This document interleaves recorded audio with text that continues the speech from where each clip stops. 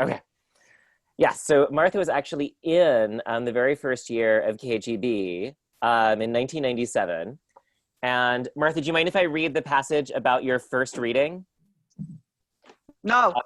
So this is in Martha's entry in the KGB Bar Book of Poems. They asked everyone to talk about their experience with readings. The first reading that I gave and even attended was when I was 16 in Boston at a Boston Arts Festival event as part of a poetry workshop, which I thought was just a poetry workshop. My group was lined up on stage. African drum players began drumming, and we were announced as P drum drum, R drum drum, I drum drum, S drum drum drum drum, M drum drum drum drum drum drum. Prism, post-revolutionary indigenous scribblers movement, Prism. One of the drummers took me aside. You could use a hit of this. And I took a toke off of a 15-pound joint and passed out. So that's the story about Martha's. We'll do a better job. But here's also, I hope you can see this. There's the picture of Martha from 1997. The first time I in don't see KGB. it. I can't see it. Where You is can't it? see it? It's so cute. Look. Here. Adorable. I don't see it. Jason, you got to say something. You're right Oh, well. there. Because I'm not on the speaker. I'm like, oh, okay. Well, I'll text you the picture afterwards. So anyway, it is my pleasure to introduce Martha Rhodes. Martha and I somebody have been, just burped. But sorry, you're right. I forgot to mute everyone. All right, so I'm muting everyone. Okay, I am unmuted, and Martha, I can't find. Oh, here I have to go. And Martha's unmuted. Okay. So Martha and I have been in each other's lives a very long time. She was my husband's writing teacher and mentor for a good decade before I met her. She published my first book. We have taught together, and she is someone who I can't imagine not having in my life. Like, I literally cannot imagine it. Martha is celebrated as a publisher, and many of the authors we have hosted have been on Four-Way Books. Some of the authors in the audience are here to celebrate her tonight. And as a teacher, the number of students she has guided at various places, including Sarah Lawrence, Warren Wilson, Frost Place, and Coleraine, have had a huge impact on American poetry. But we are here to celebrate her as a poet and listen to her poems. As a poet, Martha has a clear sensitivity, not just for childhood, but the child's eye and the child's sensation. In many of her poems, the relationship between the child self and the adult self, like Henry James's masterful What Maisie Knew, is respectful of both the experience of childhood and the limitations of the child's gaze. In Kristeva's formulation, the abject is that which fascinates and threatens. It's neither the subject, the self, nor the object, the other, but a threat, the thing that if embraced will transform the self. For Kristeva, the purgative is the primal image of the defense of the psyche in the sight of the abject, the gag reflex, the shudder, the involuntary jumping away from.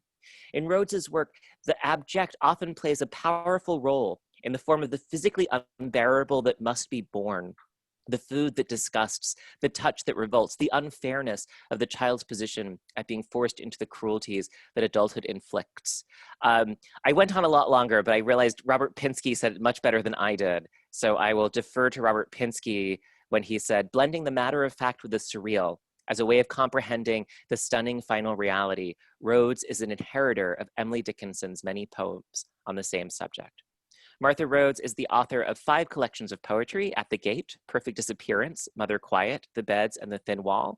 Her poems have been published widely, and she's taught at many, many places, and we are very thrilled to welcome tonight Martha Rhodes. Thank you. Thank you so much, Jason. And I can't imagine a world without you in it and me together. So I'm going to be reading from a manuscript in progress, very much in progress. I have not looked at these poems since January. I thought I would get some writing in over the past few months. I've not written a word. So I actually am welcoming this reading because maybe it'll trigger some more writing. I hope so. I really do. I'm gonna read, I have titled these poems, but the titles are really just kind of umbrellas for me. I'm gonna read without the titles unless I feel that the titles are really necessary. And I'll just obviously pause between the poems. Whoops, are you losing me again? Okay. I have a Nature Valley health bar between my iPad and the easel. Oops, just lost you. Okay. Can you see me? All right. Let's see. You should resist my calls, urgent as they sound, or near dead as I at your feet. For I will call you. I will rouse you, easy sleeper. You should not follow or evenly step with me across the plain that is my sleep's terrain, where I wade through the carcasses of those I've never met, though I know them all. I am them all. You should not stray from your own territories, though still I beg you, join me.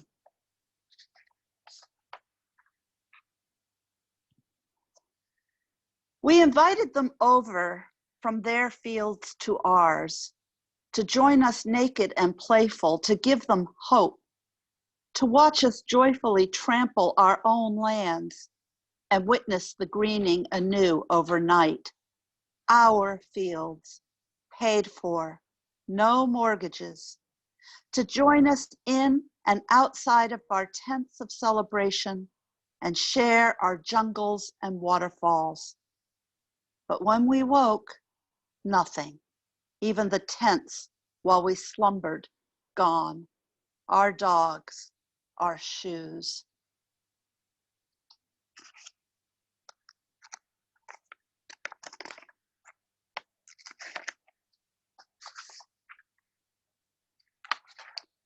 Our just appointed soldiers followed the Charles from Millis to Needham in search. We follow them as scouts, our dogs strewn on the wayside, shot and gutted, a scarf some recognize as their own, no other clues. I wish to go away from life today, join the dogs rotting, everything hurtling sideways away from and at me. One of us ahead yells, "Look!" and I peer into a ditch, minutest leavings of stars, still fuming, skittering, and I know I can begin again. But will I?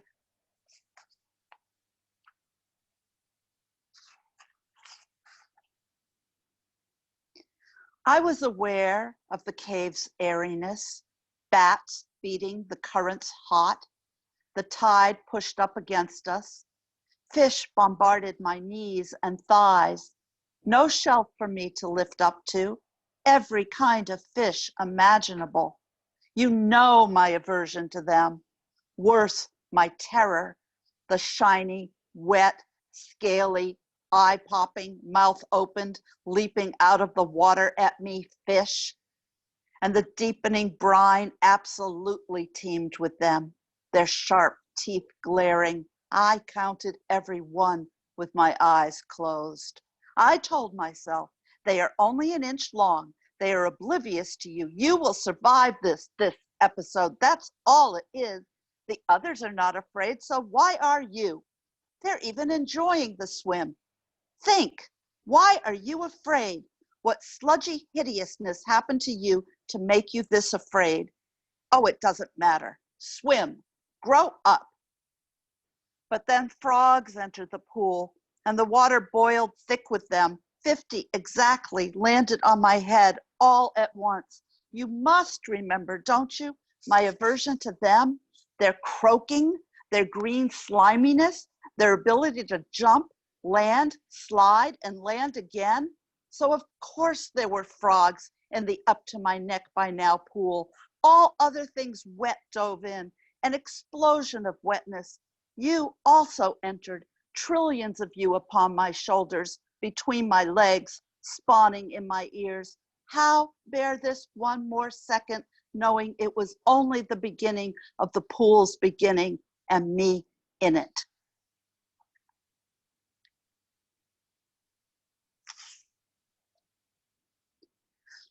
From the house, barely, nakedly, burningly driven into pasture beyond. Bad daughter, thrown across acres without even her mother's shawls and pillows. Where to sleep, where hopping things won't hop and nest in her hair. Why thrown out? Why not him too? All we did was kiss, a small, shallow kiss. Now he drives by without a glance, years of driving by, watering the field with his spit, and she, dressed in corn husks, arms pointing east, west for all, even the crows to scoff at her ragged, pathetic self.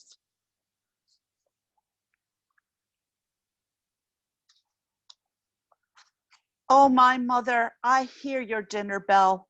I stand at your door hungry, alone, locked out and breathless from the relentless pressure of these parentheses.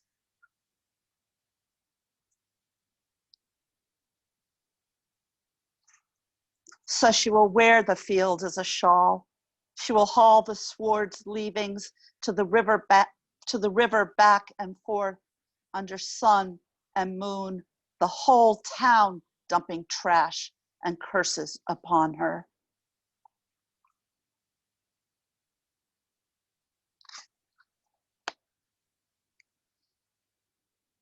Joanna's eye. 4 of us followed our faster friend, who was already up our oak, her Maine coon climbing too, higher than that hanging mosquito-filled bat we pointed to from below, where jeweled weeds shot high, tickling and stinging our thighs.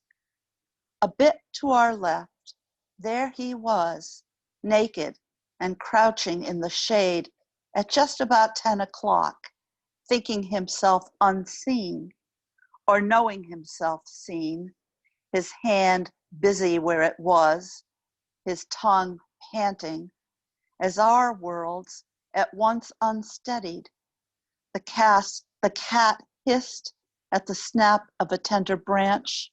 Our friend fell onto her jackknife, and her left eye, lost forever, became, we begged her to let us play with it, a green flecked marble.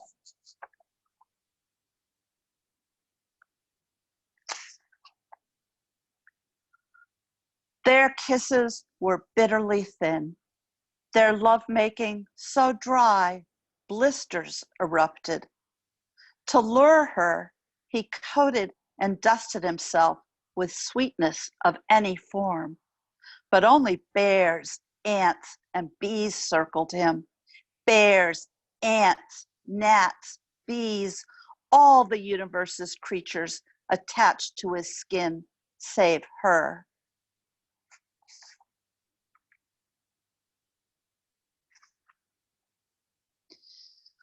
Goes off on own and severs the world in half. His, ours, we've come to see. In other words, we avoid each other's sides. Such a volatile day, we used to say, standing in the cloud of exhaust that spread and rose and deposited itself upon us, for he agitated our entirety. God knows he was capable of disturbance. We continue to look over our shoulders as we progress through our days. What matters, we agree, is he isn't where he was.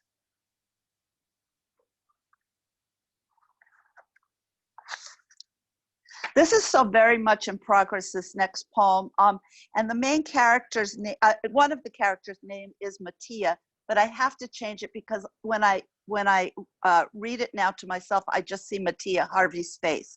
So I'm going to change the name. But for now, if I change it, I'll trip. So Mattia it is. Think of Mattia Harvey now. Erase her face from your mind. Packed, as in P-A-C-T. We will enter Lake Huron only to become wet and cold, blue our skin, shivering our lips. We'll expect to disappear since neither can swim well nor float. Instead, we will appear larger through water, our thighs unrecognizable, though on land, each cell familiar to us. I'll reach down to touch bottom with my hands and startle to see blood streaming from my feet, cut by the sharp shells. I will feel nothing. Where else to go to no longer be? Still visible, Mattia will drift farther and farther from me. I'll remember an old friend's story of her farm in Indiana outside of Bloomington, riddled with sinkholes, her horse escaping its confines and disappearing into one, all but its ears.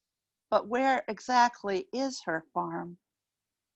I will wave Mattia back to shore where we will dry ourselves with our hands, towelless, not having expected to ever return to land. We'll just have to find that farm, she'll say. We'll have to find those sinkholes. Do you think we can cram into one? All those horses and cows and goats and maybe your friend in her barn, disassembled plank by plank, thrown in, no trace of her above ground life. We will consider our nearly dead car. Will it survive the drive to Bloomington? The sinkholes of Provincetown, Mattia will suggest. They're closer and vast, all those desperate fishermen desperately swallowed. Desperation will have long since disappeared from our lives, barely remembered, replaced by exhaustion over a bland, content existence, our dullness, our unable to be surprised taste buds. How unspectacular we've become, Mattia will often say, unspectacular to each other, our neighbors, our colleagues, to God, Mattia will proclaim. And suddenly God will flood our brains. To God, we are not spectacular. We are less than a grain of sand. To God, we have already disappeared. How ashamed we will feel to occupy even 1 millimeter of space in this world, to breathe in its air, crush grass and insects underfoot. We will realize at shore's edge that our guilt, if we allow it to, will weigh us down effectively. And so we will decide to re-enter the lake, overflowing we are with our guilt at our individual and joint insignificance, and we will ask each other's forgiveness for allowing our lives to become so unremarkable as to be unbearable. We will realize that we have disappeared not only to God, but to each other, and we will sink and sink until we do not remember each other's names. Mattia once said to me in the midst of our showers, my breasts in her hands, I worry that you might look at me one day and not remember my name. Can you imagine not remembering my name? Not remembering your own name? Disappearing from your own mind?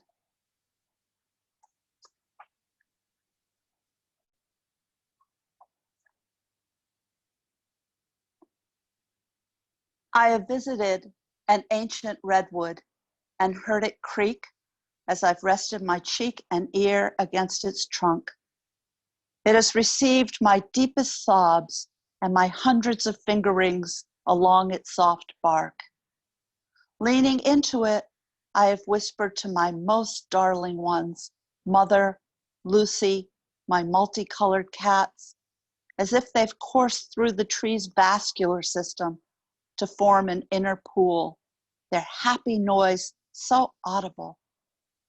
I've stopped at the tree for hours over years in the shadow of Mount Tam, and I have napped at tree's base, inebriated by the moldy brew of its memories, boiled up to commingle with the mist of my breathings of nose, mouth, and cells, so that I must slow, resist rushing past, to recall the pattings of creatures before me, as well as my own over years.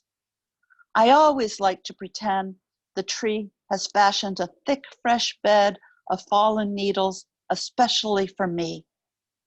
Today, as I walk the loop around Bontempe Lake, I hear the loud and familiar hello from the tree. its creak long, bent-like, and old. I know the tree has ushered me back to remind me that it has, in particular, missed me.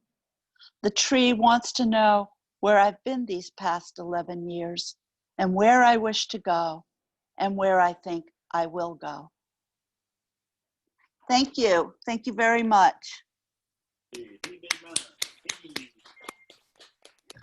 That last one was I'm, That was great. Bravo. Thank you. Oh, Bravo, bravo, Yahoo. powerful. so gorgeous. And if you want the link to order Martha's book, The Thin Wall from Bookshop is in the chat.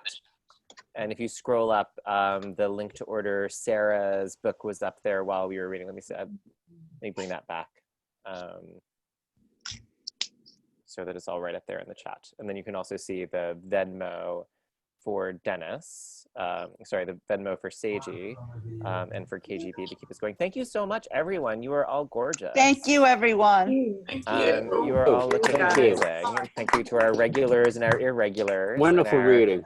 Wonderful reading. Mm-hmm. Our, Everybody, It was great. stay well. next week. so next week, Naomi Foyle and Dolores Hayden. You have the Zoom link. That link and that password will remain good for at least the end of this season. And then I have to confirm the remaining readings. One of them is me. But I'll be here if I can be. Jason's got a new book called Hold Me Tight. He's trying to be modest right now, but I encourage everyone to buy it now and have read it by the time he reads. Yeah, so I'll be back in in a couple of weeks. I'm thinking about doing individual readings. I'm gonna set up like a Google Doc, and you can like pick a time, and I'll like come read you a poem of your choice, and you're in the place of your That would choice. be Oh, it's fun. like digital poetry problem. Yeah, it's sort of it's a little does intimate. sound- It's a little like you get to like, do you want something spooky or scary or funny or Yeah, saucy? It's up to you. that's something. But Martha and Sarah, thank you so much. That was Well, really thank really you. cool. Great. Yeah, that was fantastic. All right, Yay. so we'll see you back Hi, next Abby. week. Same time next week. Same time next week. And all right, so I'm gonna stop recording. Bye. Okay. Thank Bye. you.